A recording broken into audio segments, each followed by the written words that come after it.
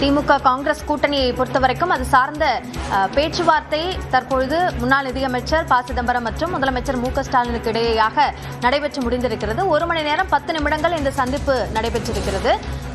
இந்த நிலையில் இந்த சந்திப்புக்கு பிறகாக காங்கிரஸ் தன்னுடைய நிலைப்பாடு சார்ந்த விவரங்களை வெளியில் தெரியப்படுத்துமா என்பது ஒரு முக்கியமான கேள்வியாக இருந்து வருகிறது. தொடர்ந்து சார்ந்த கருத்தை நம்மோடு பகிர்வதற்காக பத்திரிகையாளர் திரு அரவிந்த் குணசேகரன் இணைப்பில் இருக்கிறார். அவரோடு பேசலாம். வணக்கம் திரு அரவிந்த். இப்போ இந்த காங்கிரசுடைய இந்த நகர்வுகள், இந்த சந்திப்புகள், இதன் மூலமாக திமுக காங்கிரஸ் கூட்டணி தொடர்கிறது என்றுதான் புரிந்து கொள்ள வேண்டுமா? அதற்கான முயற்சிகளில் சோனியா காந்தி ஈடுபடுகிறார் என்று பார்க்க வேண்டுமா? திமுக காங்கிரஸ் 2 கட்சிகளுமே இந்த கூட்டணியை தொடர வேண்டும், இந்த கூட்டணியை முறிந்துவிடக் கூடாது என்பது 2 கட்சியும் சரி, 2 கட்சியில் இருக்கக்கூடிய தலைவர்களும் நிர்வாகிகளும் தெளிவாக இருப்பது நமக்கு இதன் மூலமாக தெரிகிறது. 2 கட்சியோட தலைமையும் இந்த கூட்டணியை தொடர விரும்புகிறார்கள் என்பதுதான் இந்த பேச்சுவார்த்தையின் மூலமாக நமக்கு தெரிகிறது. நமக்கு கிடைத்துள்ள தகவலின்படி பேச்சுவார்த்தை ஒரு முன்னேற்றம் அடைந்திருக்கிறது. ஆனால் இன்னும் இறுதியாகவில்லை. அந்த 2 கட்சிகளுக்கு இடையிலான அந்த ஒரு பேச்சுவார்த்தையானது அடுத்த கட்டத்துக்கு நகர்ந்திருக்கிறது. இறுதியாவதற்கு இன்னொரு சந்திப்பு நடைபெறுவதற்கான வாய்ப்பு இருப்பதாக தெரிகிறது. எனவே ஒரு நல்ல முன்னேற்றம், 2 தரப்பிலும் ஒரு முன்னேற்றம் ஏற்பட்டு இருக்கிறது என்பதுதான் 2 தரப்பிலிருந்து நமக்கு தகவலாக கிடைக்கப்பெறுகிறது. எனவே அடுத்த சந்திப்பு எப்போது நடைபெற இருக்கிறது, இன்று மாலையே நடைபெறுமா அல்லது நாளை நடைபெறுமா என்பதுதான் தெரியவில்லை. ஆனால் ஒரு நல்ல முன்னேற்றம் அடைந்திருப்பதாக, அந்த பேச்சுவார்த்தை ஒரு நல்ல முன்னேற்றம் காணப்பட்டிருப்பதாகத்தான் 2 தரப்பிலும் தெரிவிக்கிறார்கள். எனவே கூட்டணி முறிவதற்கான, இதற்கு பிறகு மீண்டும் பின்னோக்கி சென்று கூட்டணி முறிவதற்கான வாய்ப்பு இருப்பதாக எனக்கு தெரியவில்லை. முறிவு அல்லது தொடர்கிறது என்ற நிலையை தாண்டி எவ்வளவு இடங்களில் இது முடிவாக போகிறது என்ற நிலையில இருக்கு அப்படின்னு புரிஞ்சுக்கலாமா?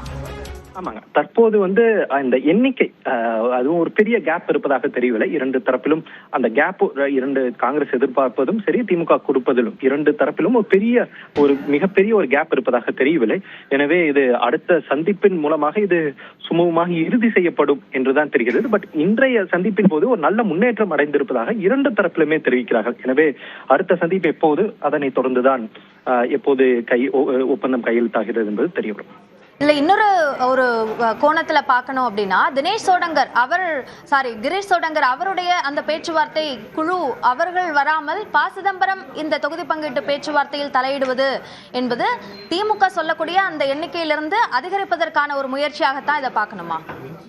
இல்லைங்க, அப்படி நம்ம பார்க்க வேண்டிய அவசியம் இல்லை. ஏன்னா 2 கட்சிகளுமே சரி, 2 தரப்பிலும் பல்வேறு தருணங்களில் ஒரு பேக் சேனல் கம்யூனிகேஷன் 2 தரப்பிலும் நடைபெற்றிருக்கிறது. இந்த ஒப்பந்தம் கையெழுத்தாகும் போது காங்கிரஸ் குழுவும் திமுக குழுவும் இணைந்து ஒப்பந்தத்தை இறுதி செய்து முதலமைச்சரிடம் அந்த ஒப்பந்தத்தை அவர் மூலமாக அந்த ஒப்பந்தம் கையெழுத்தாகும். அப்போது 2 குழுக்களும் அந்த 2 கட்சியோட தலைவர்களும் ஒன்றாக இணைந்து அந்த ஒப்பந்தத்தில் கையெழுத்துவார்கள்.